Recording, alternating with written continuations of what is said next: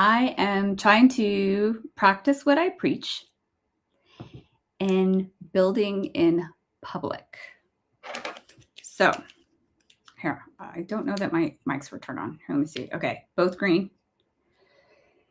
Both green. I got this on. I got this on. Make sure I can see here. This is on. Okay, building in public, meaning show your work. I am working on a owner's manual. I like the name owner's manual because I feel like it describes a little bit of like what I wish I had as a guide, right? Like parenting books when we're raising kids. You notice how there's only pregnancy books. A lot of pregnancy books tell us all about how much the baby's growing in our belly. How much is it doing this or that? But what's actually happening, when our child is like developing, is very hard to find. I did find one called the Wonder Weeks, which I loved the Wonder Weeks. I had the app for the Wonder Weeks, which was monitoring your child's leaps and development in their early baby years, so you kind of can follow the baby as they're growing. Highly recommend the Wonder Weeks. Baby growth. It's like a manual. Understanding how a baby develops. But as business owners, I don't feel like there's a manual. There's no like, here's what to do as a business owner, step 1, step 2, step 3. I mean, I know there's a million books out there. Don't get me wrong. I'm not saying there's not a bunch of business books, but what I'm trying to do is show you that building in public is hard. It's really hard to build in public. It's hard to show up and be like, I don't know, I'm building this thing and it's taking forever. Well, what I'm building is what I'm calling the owner's manual. How we take our every week and we create something. Hi, oh my gosh, I feel like a celebrity to have a celebrity on my live. Hi, Jen. So building in public is so hard, and we're always told to build in public. We're always told to show up, and I always tell people to build in public and show up and be visible. So I'm trying to build in public. I needed to make a video of my feedback for myself of my owner's manual. So I'm building something called the owner's manual, and it's going to be a 3-month guide, a 12-week guide for you as a business owner, how to level up your mindset. It's like a mindset journaling prompt book. And every week we'll have some things the same, but some things different. How do we get into that mindset and up level? So I have 12 weeks, 12 questions, 12 prompts. And I was going through this earlier today and I was like, you know what? I have so much feedback for my AI, for my Claude, for what I wanted to say. And I recorded for 20 minutes, y'all. 20 minutes, and it didn't record. None of my feedback was there. And I was like, oh my God, I had like literally line by line feedback for myself to get out of the transcript. So I was like, you know what? I'm going to do it again. I'm going to do it again. And I'm going to go live because this is what I tell people to do. So I'm going to do it. The owner's manual is about what is the transformation that you can go through from week 1 to week 12, and every week push you a little bit further. And through my structure of the seat at the top method, structure, elevate, amplify, transform, each week digs in at those little heartstrings, the little mindset things that we have to change. Like, for example, when you're structuring your business, we are looking at money. And I know for myself, I associate a lot of my personal growth or my personal life to my job, to my title, to how much money I'm making. But I want us to think as owners, the separation of that.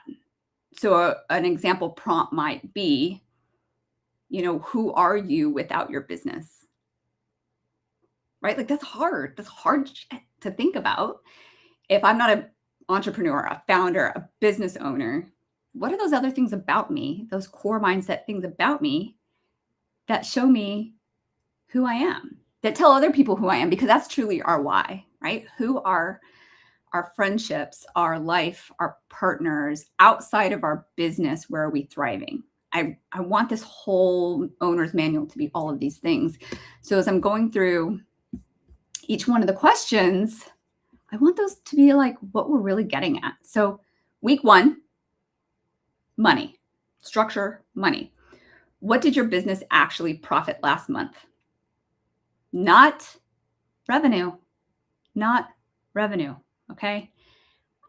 I hear that so many times. I've sat across from people being like, I'm a 7-figure business founder. That doesn't tell me anything.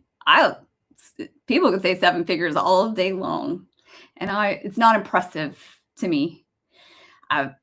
Okay, but what really impresses me is when people talk about the money and they talk about profit and they talk about, right? Like when somebody tells you, oh, I make XYZ amount of money, and it's like, but they, don't own their own car. Or, I know it's a business expense, but like if I think back to like early days of like dating a guy, right? And it was like, they don't own their own car. Like, if you don't have a car, I don't care. I don't care. Yeah. So it's little things like that. Like I want us to really think about, where is your money going? What is the profit in your business? How can we up level each component of your business to optimize it, to up level it? What did you do in your business in profit last month, not revenue? I want us to really look at these numbers and have a hard look at these numbers. If you had to live only on what your business kept, what would you change? See, this is an interesting one, because I think that as a lot of times as business owners, we think a lot about our write-offs, our business expenses. Oh, I could put this as a business expense. This is a business expense.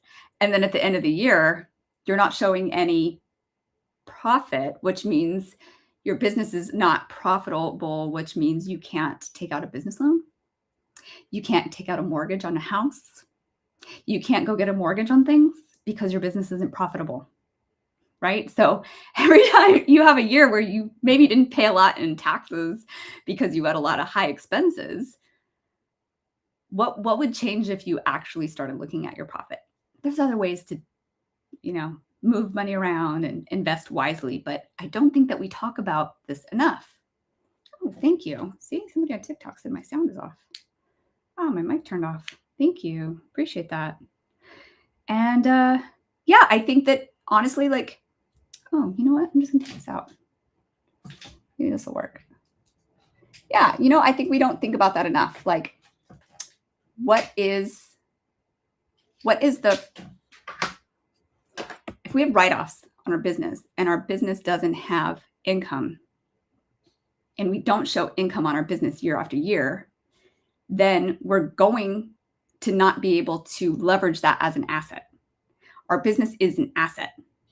And if we show a profit on our business, then we're going to be able to leverage it down the road. You can't take out a mortgage if your business isn't profitable.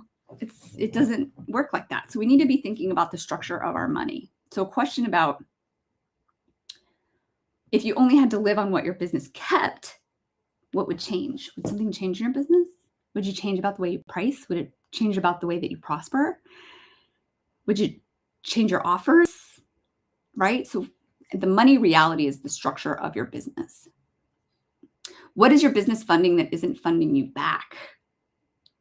Right? That's a great question, because if you're pumping money into something that you're not using, I'll take the example of like myself. I invest every year in coaching, some community, something. Every year since I started my business, I've been doing that because I'm doing something that is fundamentally helping me grow.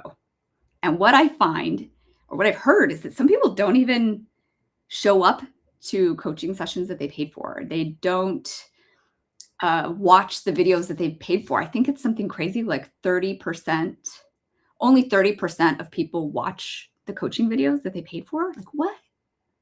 You paid for that. Why aren't you doing that? So what is your business funding that isn't funding you back? And where's that money? Where's the money falling out for you? really having a hard look at your money.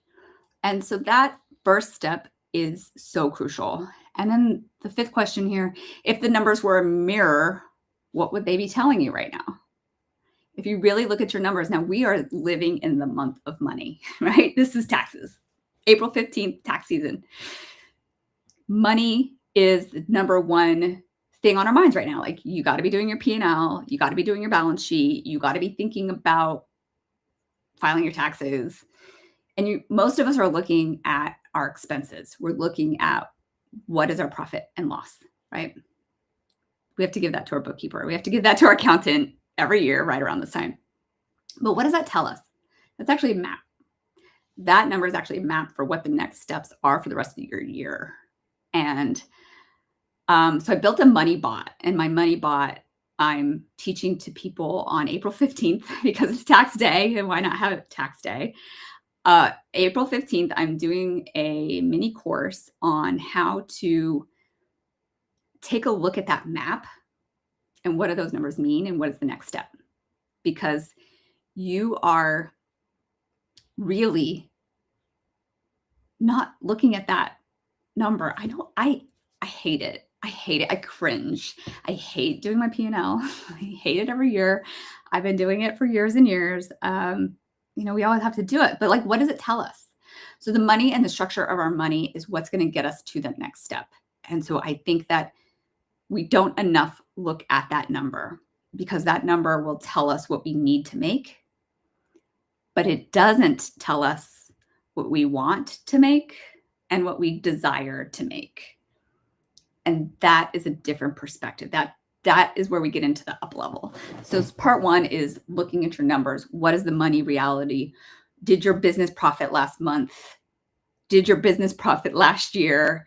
If you had to live only on what your business kept, what would change? Because again, we're really talking about writing off all these things on our expenses, feeling like, yeah, I have another expense. I'm going to pay less taxes. But again, if we don't show profit, our business isn't an asset that we can leverage to be able to do something like take out a home mortgage or take out a car loan or take out a business loan. If our business isn't showing profit, we can't do those things. So every time you write off, oh, this was another fun expense, you got to show more profit. So I really want us to be thinking about that and getting into that. And then I want us to go think about what in your business are you funding that isn't funding you back?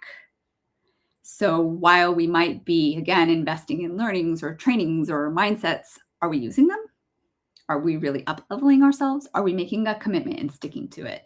One of the things I loved about yoga, when I got into yoga, it really helped me up-level my mindset because my yoga teacher taught me that it's not about perfection. It's about practice. And yoga is a practice. And that mindset of practice and doing and being a part of it is the work. And if you make a commitment, you have to show up on the mat.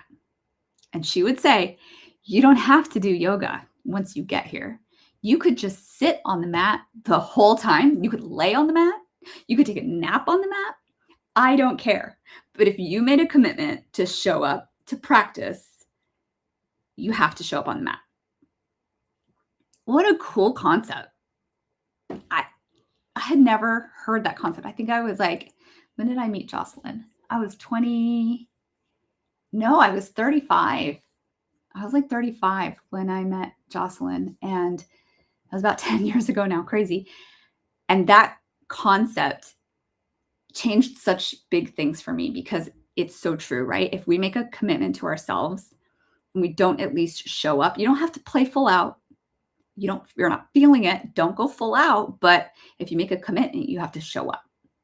So as we go through our numbers and we're going through all these expenses and these things that we're spending our money on, are we also getting what we need out of it? That's what that question gets to. All of that right now, that's just money. That's part one. That's week one. So I'm building out what I'm calling, again, the owner's manual. And it's going to be 12 weeks of going through and asking these kinds of questions to yourself, along with other questions like, what is your vision? What is your goal? What is your What did you achieve last week that we can celebrate? I'm calling it the flex. What's your flex? What are you going to flex about? And I want us to really think about the vision, the goals, the flex, this question, a core question every week that can kind of get into the underbelly of what it is that we're doing and level up our business. And then what are 3 things you can do that day to get you to those goals? And look, if you do one of them, fine, right? But every week, if we can uncover scratch the surface of one little thing and uncover, then I really believe that by the end of 12 weeks, we will have flushed that out. And so my goal is to create this as an owner's manual, have this be a book anyone can buy, anyone can do this on their own. And then inside the community, we'll do it together. So that's what the Owner Society is about. So that was week 1 about money reality. And then week 2 about structure is the hour audit. I want us to really be auditing our time and how much are we spending on work and how much we're spending on our true work. How much are you really leveling up and using our zone of genius, or how much are we just doing busy work? And as we look at every single task that we're doing, for me, like, for example, I use Clockify, and it's a free tool. Like, I wish I was sponsored by Clockify. I need to contact them and just be sponsored by Clockify. But Clockify is free, and you can create different tasks of things that you do and track your time. And so this helped me understand, for example, how many hours did it take to build something? And then I can like track, okay, I spent this much time on this. Obviously, client deliverables, like we usually bill our hours, right? So we know how much we're delivering against a client, but are we really? Because I guarantee, and I do this too, you're checking on something in the middle of the night, right? Or you're, oh, let me just check Slack real quick. Let me just do this real quick. None of that is getting actually logged in your Clockify.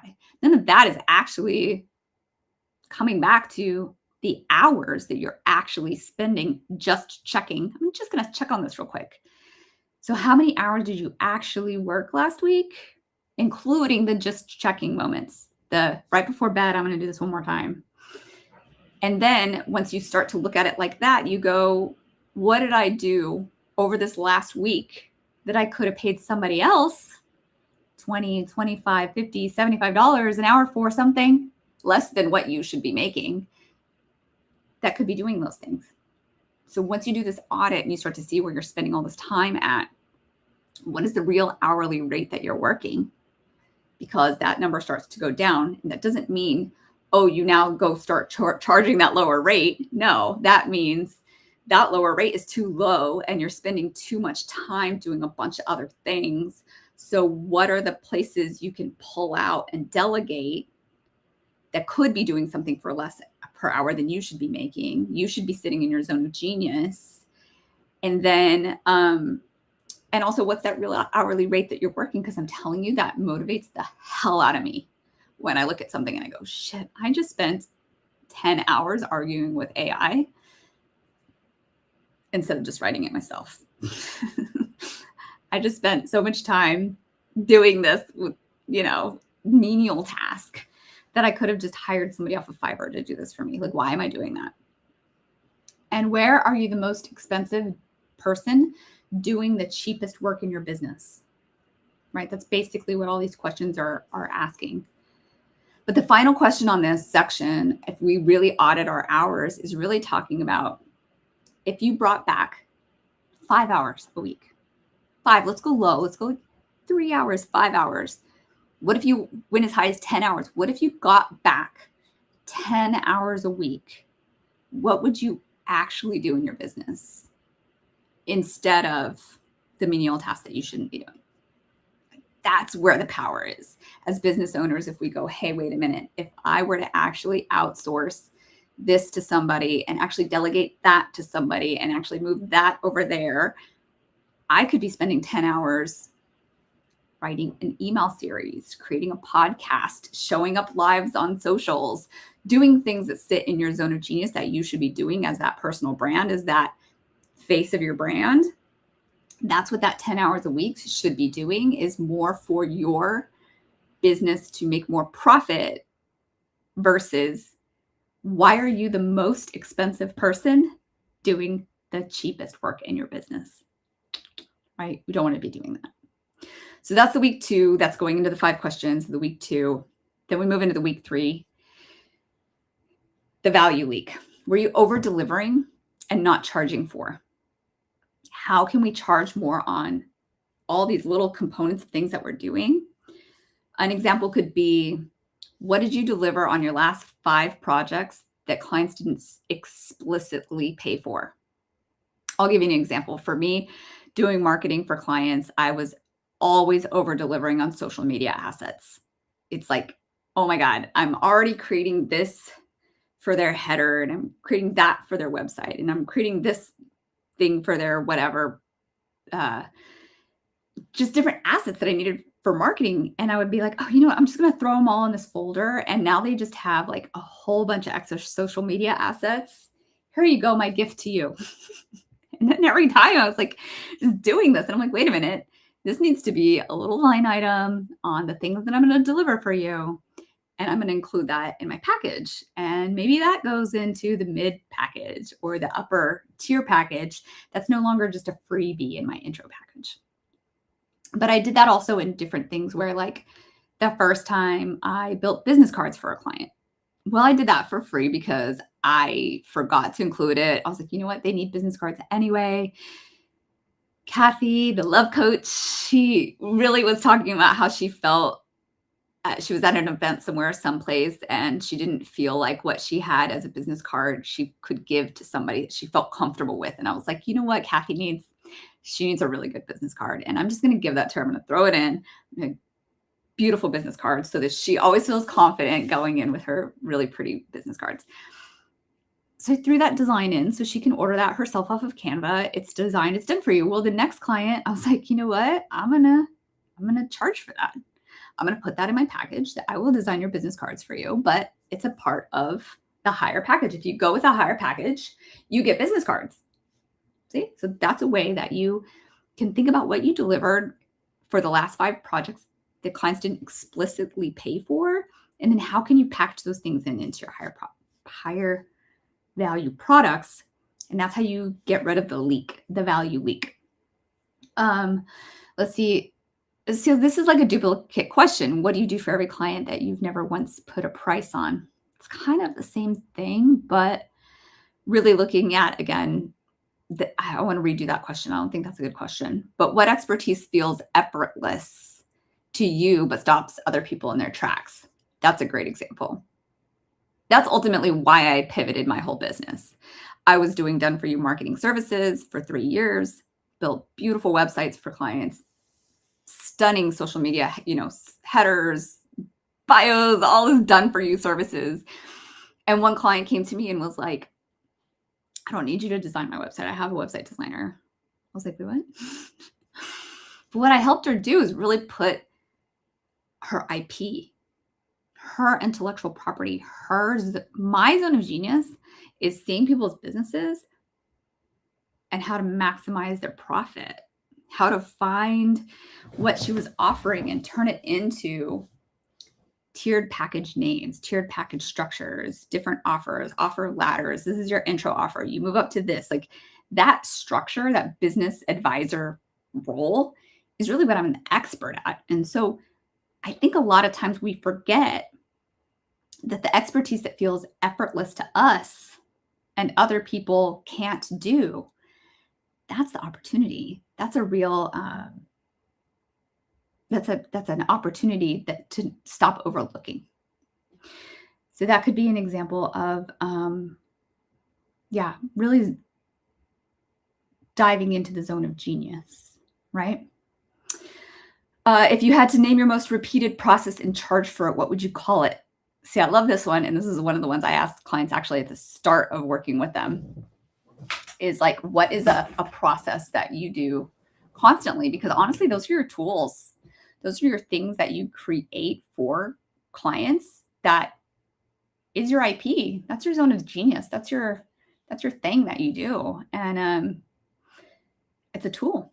what would you call it? Let's make sure we're naming it. Name your process. So one of mine, as an example, is called the authority matrix.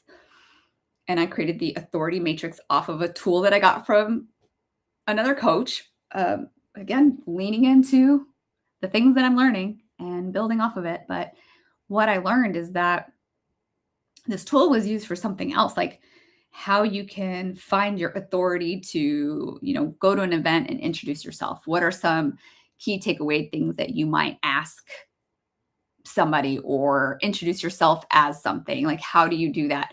So I created the authority matrix as a way to write your emails, your social media, and your blog posts based off of the 9 pillars. So I named it the authority matrix. That's my tool. That's what I created, but it's 9 pillars of ways to create content. It's a tool that I used for myself. It's a tool that I used for client work. And now I call it the authority matrix, and it's free on my bio. Anyone can go to my link in bio, and it's in there. It's free. It's my authority matrix. Download it anytime. And that's what I named it. So do you have one? Do you have a tool? Do you have a process? And what would you call it? Oh, hi. Can I do this? I'm building in public right now. Hi. Can I do this? You want to come say hi on my little thing? Yeah, you can. Can I do this? Yeah. You gonna do it in here, or are you gonna go do it? I'm gonna do it with you. Yeah, I'm on this video. I'm gonna do it in here. You're gonna do it in here? Okay, you can do it right here. You can do it right here next to you. Mommy's just gonna keep talking though, okay? The mystery prize in here. Okay. See? Do it live. Do it live. Okay, so the next one I was talking about is Elevate, phase 2, the brilliance asset. So this phase is really talking about how to, you sure you can't go do that upstairs on the table? Oh, you are going to go do it upstairs? Okay. You're gonna have to watch me. Okay.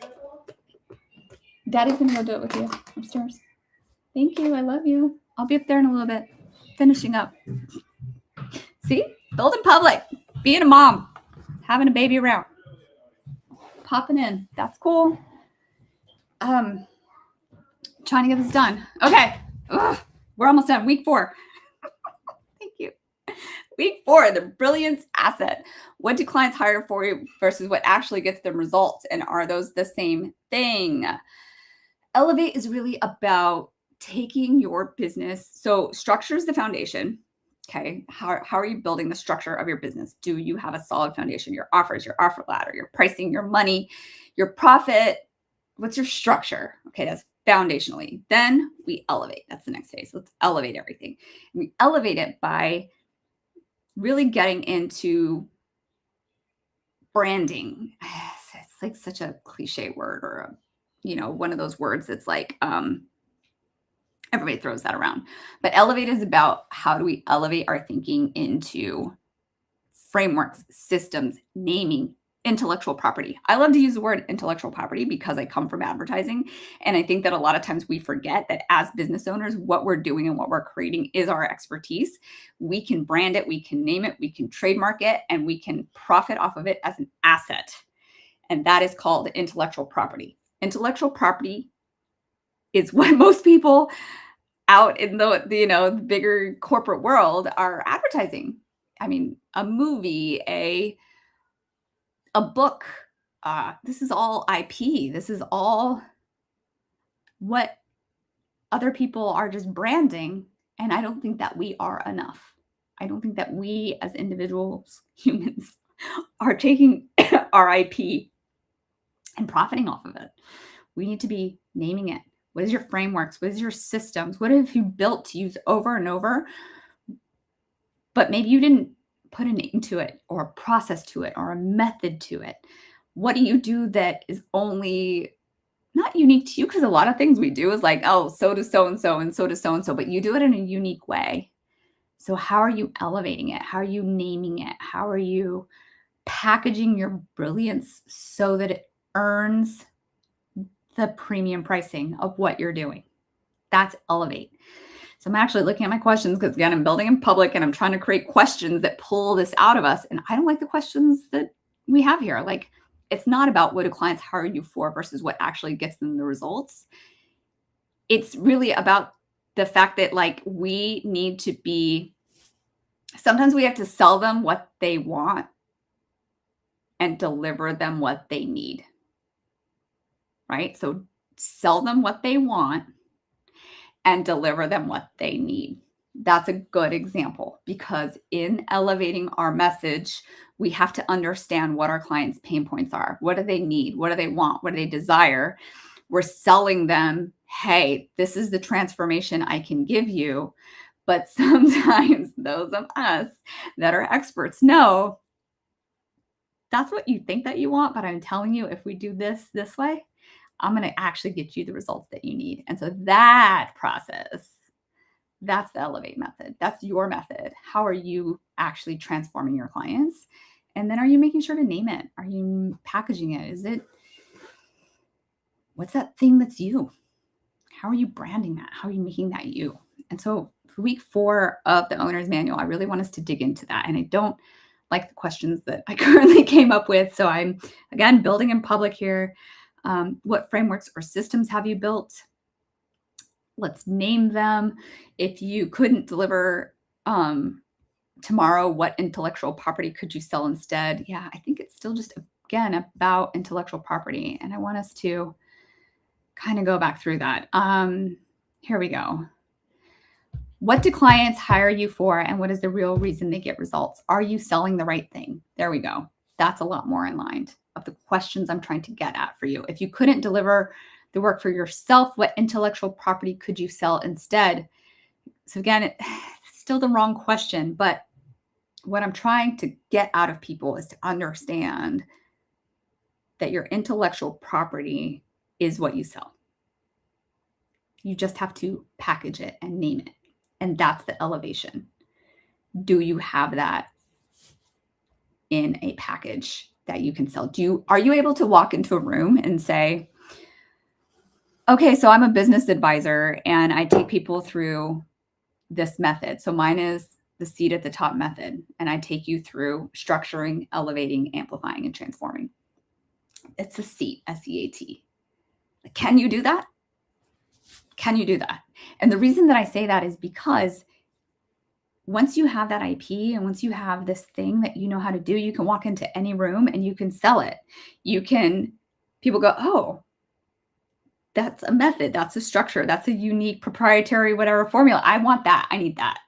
I need that because I don't have that, right? You got to make it easy for people to buy or easy for people to understand what it is that you do. So what is your intellectual property? What is the thing that you do? The method, the formula, the process, stuff like that. What is the thing that you do that no one else does quite like you? How could you package your brilliance so it earns without your time attached to it? See, that one is hard because I think that again, when I was talking earlier about time and money and hours, we tend to think of ourselves as an hourly rate employee. And I know I did because I came from corporate and most of my negotiations were annual salary, which backed into hourly rate. I worked freelance for years negotiating hourly rates. But as a package, as a service, it shouldn't matter how long it takes you. You're selling a transformation, you're selling a service. So what is the package that is not associated with time? What are items may include? What are some of the deliverables that you do? Of course, because people want to know what they're buying, but how can you package it so that it earns without the time attached to it, where people don't go, oh, I need that for this many hours. Yeah, this week 4 questions, I gotta really work on these. I don't like these very much. Week 5, the profit filter. Which of your offers generates the most revenue but the least profit? This is really good. This is getting into margin. But again, this kind of goes back to profit. So I don't think that I want this for week 5. This is, again, profit. Oh, this is in the wrong section. Again, I'm building live here. I want the Elevate section to be about naming your brand, naming your IP, naming your systems, elevating your business from that perspective. But it's also about like elevating your offer ladder. Like, what is your offer ladder? What is selling for you when you're not selling? What is the thing that when you're not there, it's already doing it? So like for me, on my link in bio, yeah, you have a free authority matrix, but you also have a business assessment, which is $497. That's my intro offer. You can buy it directly from my link in bio. That's how you work with me. We do $497. Once you buy in the $497 and then you upsell, if you do the done free package, I apply the $497. It's done in there. It's how it goes from one step to the next step. So I want everyone to be able to elevate their business in an offer ladder where you have your lead magnet, you have your intro offer, you have your high ticket offers with price anchoring. That should be really what week 5 is about. I want us to think about how are you making it the easiest for people to buy? Don't make it complicated. Don't make it hard. The harder it is for people to buy from you, they're just not going to buy. So when I'm asking you these questions, I want the questions to be about how is your offer ladder structured? Have you thought about another way to get people in to your world?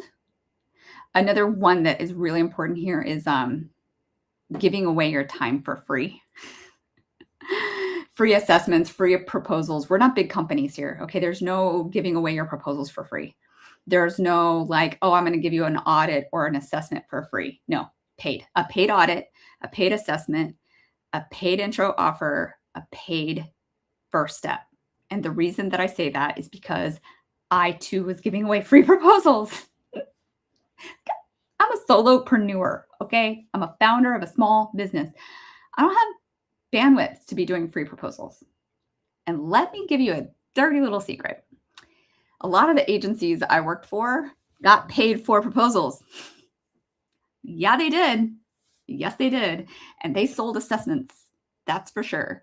I worked on an intro offer for a company and, India, I'm not going to tell you who it was, what client was, whatever. That intro offer, you guys, was $250,000. Yes, you heard that correctly. The intro offer the ad agency sold was $250,000. That was the intro offer. And the intro offer was an assessment, a strategy, and a plan for XYZ. Yeah, $250,000. So as much as you might think, oh, the companies are giving away free proposals, the companies are giving away free strategy. No, they're not. No, they're not. Yeah, this was when I was working at a big holding company. So big holding companies are selling strategy for $250,000. Okay. We can charge $497 for a strategy, for an assessment, for a proposal. I mean, anywhere from $250 to $1,500, $2,500, like something that's an intro offer that gets people into your world, we need to be doing. And that's elevate. So elevate your offers. What is your offer ladder? How are you getting people in? How are you moving people up? All right.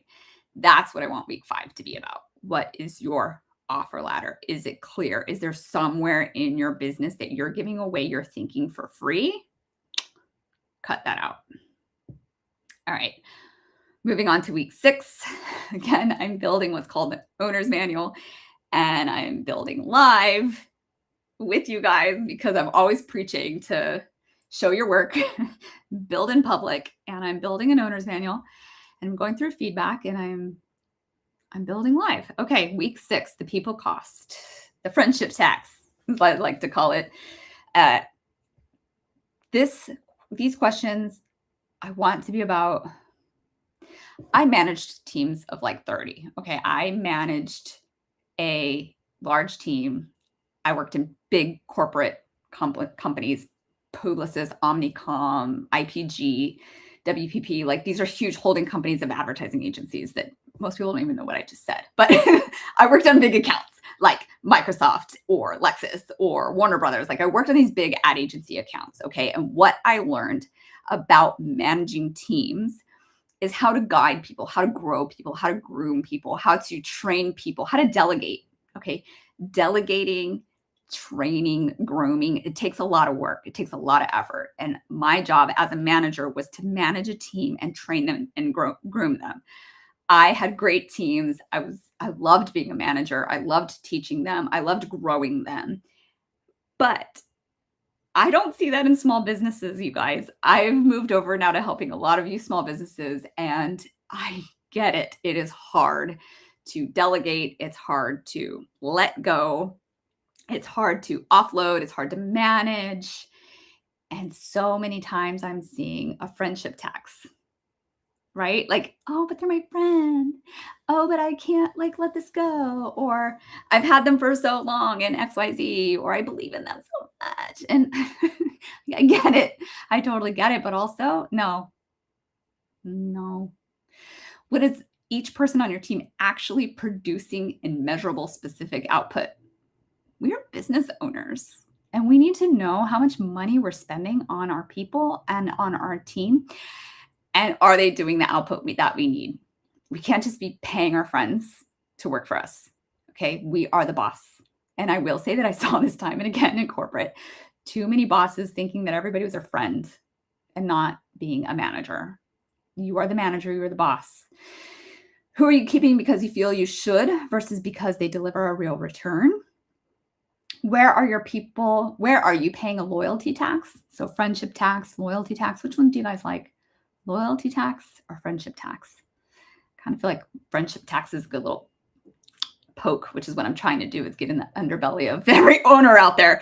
Do you like friendship tax or do you like loyalty tax? I'm curious. Keeping vendors or team members because of relationships, not results. Okay, stop keeping people around because you feel bad for them. You are the boss. You are the owner. So should I call this a loyalty tax or a friendship tax? Okay, what tasks are you still doing yourself that you could hand off for less than your hourly rate? Now, I already kind of asked this question earlier, but it's so important here because I don't think enough people are delegating. And so I think this question needs to be repositioned about what are you still doing yourself that you should be delegating? There's way too many of us that just feel like, oh, it's just easier for me to just do it. Of course, it's just easier for you to just do it. Of course it is. It's your business. But if you're doing every single thing in your business all the time, you're going to burn yourself out. You're not going to be able to level up and you're not going to be able to make more money. So the owner society is about figuring out what are those pieces and how can you hand off to somebody else and delegate to somebody else, train somebody else for less hourly rate than you should be making. What are those tasks? I don't know. You know. And you know how you know? Because you've been tracking your numbers. You've been going through this every week. We're in week 6 right now of my 12 weeks. So by this point, you should be, coming along, tracking along, going, oh, wait a minute. I found something else I could delegate. That's part of this owner's manual. That's what I'm building here. Okay. If you audited every dollar you spent on people as a pure investment, what would you cut? Full stop. If you audited every dollar you spend on people as a pure investment, what would you cut? And again, people are investments. They absolutely are investments. I had somebody on my team who I loved. This was early in my career. Loved this gentleman, this kid on my team. It took him 5 times to learn something, you guys. 5 times. Not 3, not 4, 5. And it drove me crazy because I always knew I'm going to have to teach it to him again. He's going to mess up. I'm going to have to teach him again, right? 5 times is a lot. But I tell you what, the second he learned it, I never had to look at anything again. I never had to second guess if he was going to do it right. I never had to second guess anything about what I trained him. After the 5th time, he fucking ran with that shit, okay? That was the best, one of the best employees I ever had. He's still one of my good friends today. And he knows I've told him the story. I'm like, dude, you took like 5 times. And he's like, I know, but you trusted me. You believed in me. You invested in me. And you took the 5 times to train me. And I did. I took the 5 times. And he fucking crushed it. One of the best kids on my team. I mean, at the time he was a kid, obviously. It's like 20 something years ago. But that's an investment. That's different. If you know somebody's willing to learn, somebody's trying their hardest, somebody wants to grow, somebody wants to get better, hands down all day, that's an investment in your people. If you audited every dollar you spend on people as a pure investment, what would you cut? That's not what you cut. And let me tell you, I had to fight for his job a couple times, and he knows it. I had to go and be like, nope, I'm telling you guys, this kid is going to get it, and he's going to be great. And he is. He is. So that's the difference there. But I really want us to all think about it. There's a difference between a friendship tax and an investment. Are you growing somebody? Are you grooming somebody? Are you teaching them? Are they learning? Are they getting better? Or are you just keeping them around because they're your friend and you feel loyal to them and they're going to do it, but they just keep not doing it? Those are the people we got to cut. Okay. We're business owners. We're not a charity. Okay. Amplify. Phase 3, week 7. Right now I'm calling this the freeze tax. I have a lot of taxes on here. Maybe I should change that. The freeze tax. Where in your business are you stuck? What is staying stuck actually costing you? Those are actually 2 different questions. So I'm going to give myself feedback on that question. Where in your business are you actually stuck? Where are you freezing? This is all about so we're moving into phase 3. Phase 3 is amplify. So phase 1 is structure. We're building a foundation. We're building structure. Phase 2 is elevate. We're building off of elevate. Phase 3 is amplify. Okay, we're megaphone. We're going out. Okay, amplify. Now that we're amplifying our business and we're marketing ourselves, we're advertising, we're the face of our brand, we're the face of our business, we're out there, we are amplifying. And then we get stuck. And then we sit in a freeze and we don't know what to do and we hide. Speaking from experience, okay? Speaking from experience. Where in your business are you stuck? Right? What is keeping you there? And what is stuck actually costing you per month? Not a lot of us can answer that. And that might be a little more maybe people won't do it because of that second part. So I think the question is more like, where in your business are you feeling stuck? Or where in your business are you feeling a freeze? Where are you free? What is keeping you there? What is a decision you've been circling? And why haven't you made a decision about it? I want you to be journaling this stuff. That's what all of this is going to be. It's going to be a journaling manual. And I want you to think about the things that you're stuck in. What are the things that you need to make a decision about, but you haven't, and why? An example for me is building a podcast. I need to build a podcast. I want to do a podcast. I've been saying I'm going to do a podcast for like a year, but what is the real reason why I haven't done it? Right? It's because I needed these other things to come into play. I needed to find this positioning in my brand. I needed to find the owner's society. I needed to find my formula, my SEAT formula. I needed to find all of these things in order to start figuring out exactly what I'm talking about and how to talk about it. And that's what all this building in public is. That's what I'm talking about is you've got to just keep saying it over and over again. And that's what's eventually going to get you, right, to amplify your voice. You have to be doing this work. What have you been circling around that you've just been sitting in it? How much money are you leaving on the table? The next part of this question, I don't like not firing a bad client or not delegating. That's the wrong place. That doesn't go here. What we're talking about here is what is the thing that you're frozen about? Oh, here's a great one. I learned this a couple of years ago. If you have something that feels insurmountable, break it down into small tasks. So a big task like a podcast feels so big. Okay, but what are the small tasks in there, right? So one of them for me was showing up live. If I just show up live, practice talking, I'm going to get better at talking and it's going to show me like how to do this. It's going to be practice and broke it down into a step. Similarly with this manual, I actually wrote this manual, you guys, in January. It is April. So it's not bad.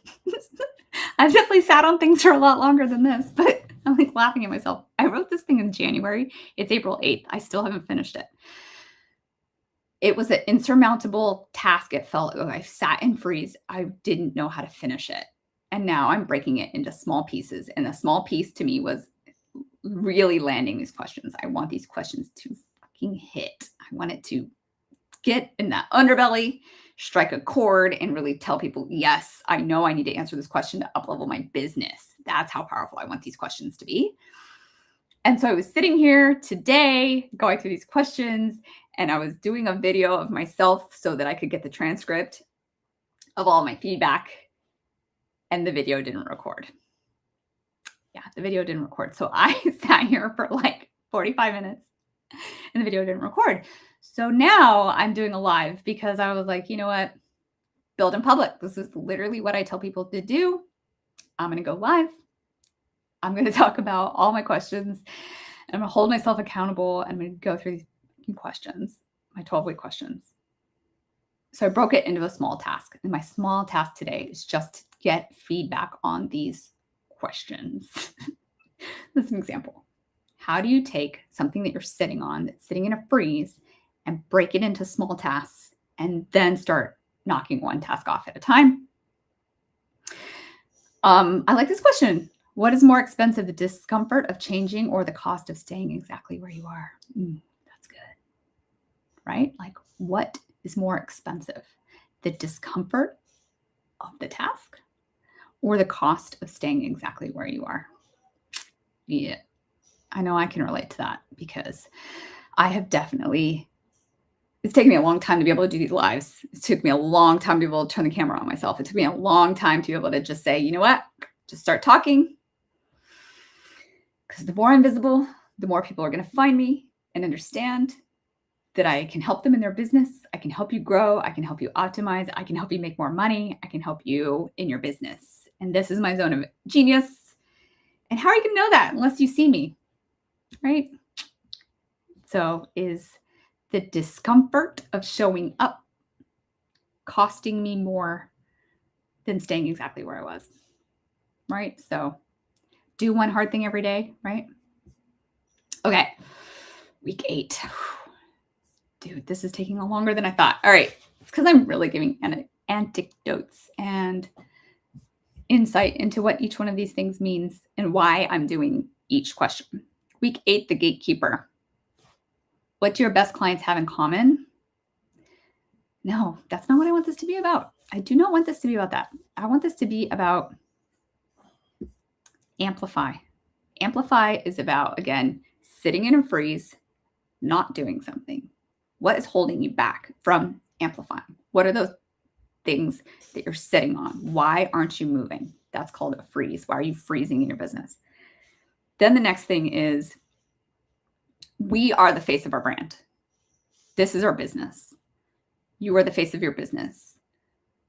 Why aren't you showing up? Why aren't you doing the thing that you need to be doing for yourself? What's getting in the way? And that's like, maybe we need to rethink about what does it mean to be the face of your brand? What does it mean to have a personal brand?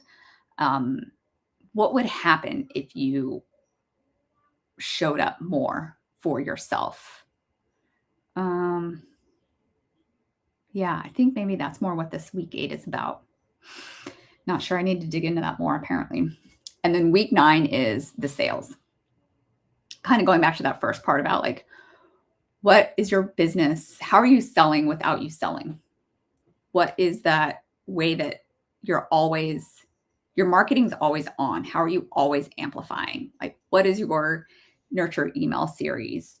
Do you have a lead magnet with the welcome series? Do you have a intro offer people can buy directly from your bio, link in bio?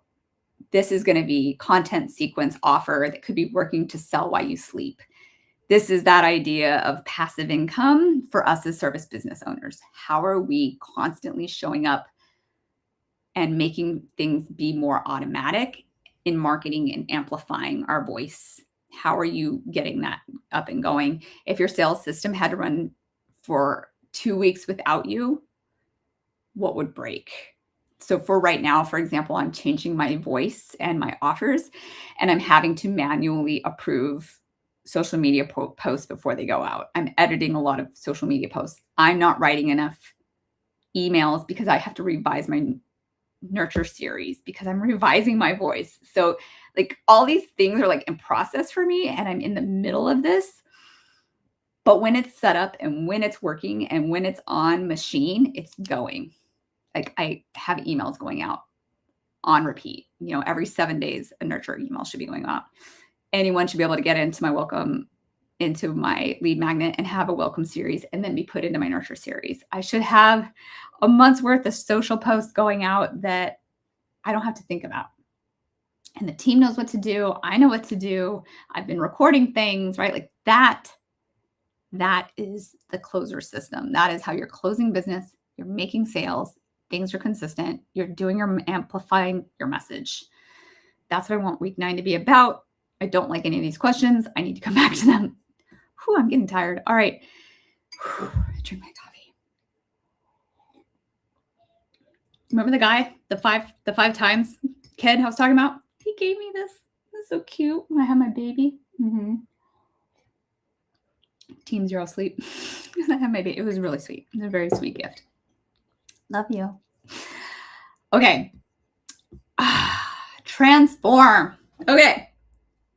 Seat at the top method. Take your seat at the top through the owner society. We're going to structure, we're going to elevate, we're going to amplify, and now we're going to transform. All right, ready? These are going to be the last 3 weeks of the owner's guide that I'm creating. All right, week 10, the bottleneck audit. Where in your business can nothing move forward without your specific approval, and why? It's a great fucking question.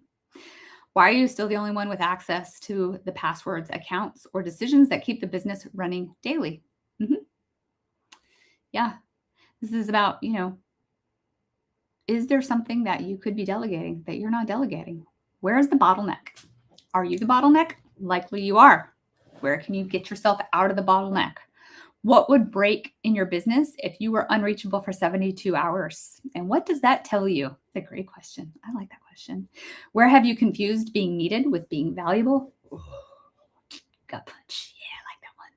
What is one system, access point, or decision you will hand off this week so the business can run without you?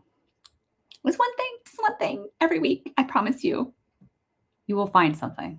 I know I have. Week 11, the life audit. Yeah, I want us to really get into like outside of your business, also the transformation, again, thriving. If we're a thriving business owner, I want you to think about where are you thriving and where are you depleted? This is why the owner society is different. We're not just talking business. We're also talking our lives. Outside of your business, where are you thriving and where are you depleted? Everything's a juggle. There is no she has it all. There is no work-life balance. There is no like guilty mom shit is real, right? Let's all call a spade a spade. This is real. So outside of our business, where are we thriving and where are we depleted? I have not spent enough time with my husband. I need to do more husband time. I need to have more date nights. Honestly, I'm in that phase right now. My husband and I know we're in that phase right now. We were together a long time before we had a kid. Okay, a long time. So we have a very solid structure and we had a kid. Yeah, we were together.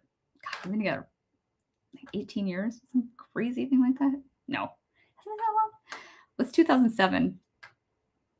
Oh yeah, it's 2026. Anyway, that's a long time. Dude, I can't even do math right now. I'm so tired. Okay. When did you last do something purely for your own growth that had nothing to do with revenue, right? Like what's your own growth? What's your growth plan for yourself? What is your plan for yourself? What does your relationship with your partner look like right now? And when did you last truly invest in it? Where are your friendships, family relationships, and personal connections? Are they getting what's left of you or not, or what's best of you? Ooh, that's a good one, right? Yeah.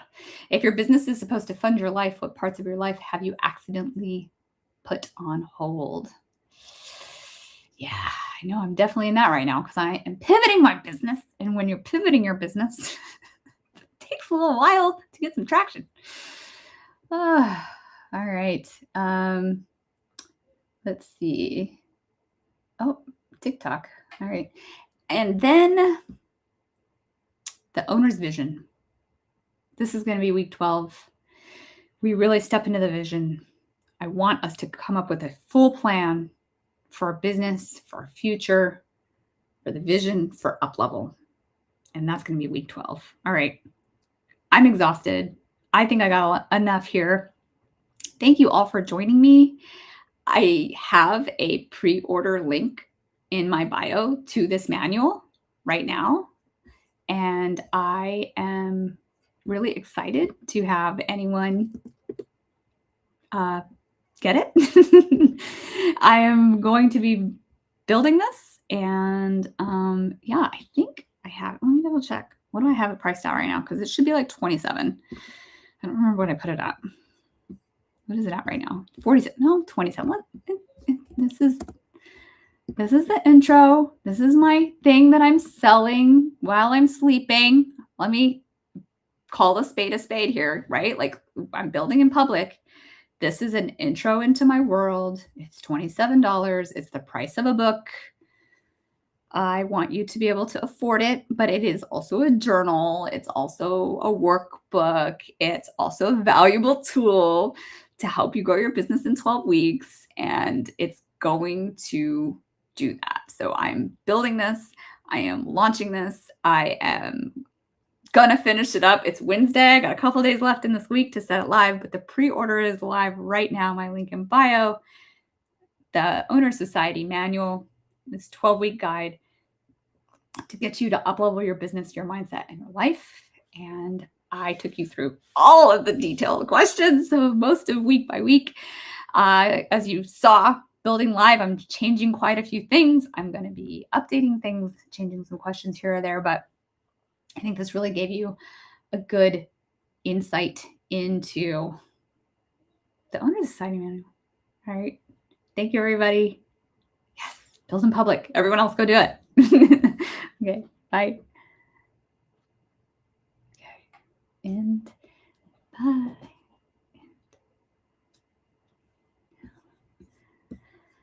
Okay, and